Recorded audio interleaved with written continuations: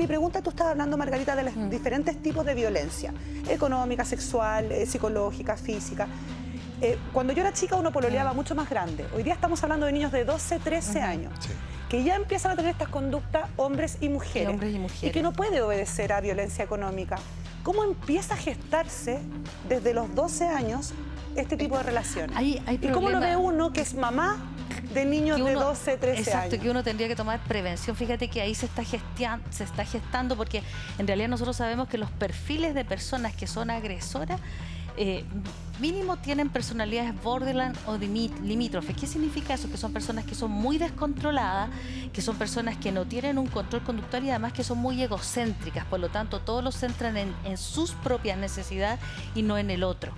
Y lamentablemente la víctima, que es como el complementario de esta persona, es aquella que ha tenido un socavamiento de la autoestima. Muchas veces no tiene que ver con que tengan un carácter a lo mejor como el que tenía tu hija, sino que tiene que ver con que probablemente existan algunas carencias emocionales y que fíjate que son tan inteligentes que leen esas carencias y por lo tanto se van a involucrar ahí. Ahora, en cuanto a los jóvenes, por eso que es tan importante, Francisca, las campañas del bullying, para que no vivamos bullying los niños. ¿Por qué? Porque se empieza a movilizar las conductas de violencia, se empieza a movilizar y a normalizar. Es decir, fíjate que hablábamos con la periodista también del programa, cuándo una discusión puede ser normal y cuándo deja de ser normal. Yo creo que, mira, cuando uno discute acerca de un tema, podemos discutir, por ejemplo, acerca de beber o no beber el pisco sour, pero yo no puedo, por ejemplo, descalificarte a ti, Mauricio, ni levantar. O sea, el descalificarte en cuanto a tu persona. Es decir, ¿qué significa esto, Fran? Significa que es decir que yo no voy a descalificar a la otra persona por esta discusión que tengo, porque obviamente los seres humanos vamos a tener diferentes perspectivas. Con garabato.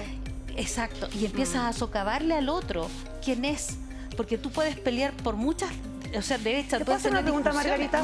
Una pareja normal. Bueno, normal dentro de lo normal que puede ser alguien. Estar en pareja, digamos. Una pareja que tiene una relación normal, con idas, venidas, altos, bajos, que va a una fiesta, porque yo siento que el alcohol también es muy detonador de discusiones que se te escapan de las manos. Es un facilitador. Pero si una pareja, te insisto, dentro de los márgenes de lo normal, después de unos copetes, una fiesta, se pegan una pelea a garabato limpio, sin violencia física ni nada, ¿eso constituye una preocupación? ¿Uno debería preocuparse al día siguiente en la mañana y decir, chuta, anoche nos pasamos de copete y nos dijimos cosas que no deberíamos decirnos, o ya es directamente violencia? O sea, es directamente violencia, y fíjate que hay aunque sea de las dos partes. Exactamente, y fíjate que existe humillación, porque, por ejemplo, voy a citar a alguien. No es lo mismo que eso sea una estupidez, por ejemplo, a tú decirle a la persona que es estúpida. Que es estúpida, claro. ¿Me entiendes? Yo creo que eso hay que puntualizarlo. Fíjate que hay matices. Y fíjate, Francisca, que cuando ya las discusiones empiezan a correrse los límites, o sea, si tú ves a una pareja discutiendo en la calle, es porque todos los controles que deberían haber existido ya no pasaron.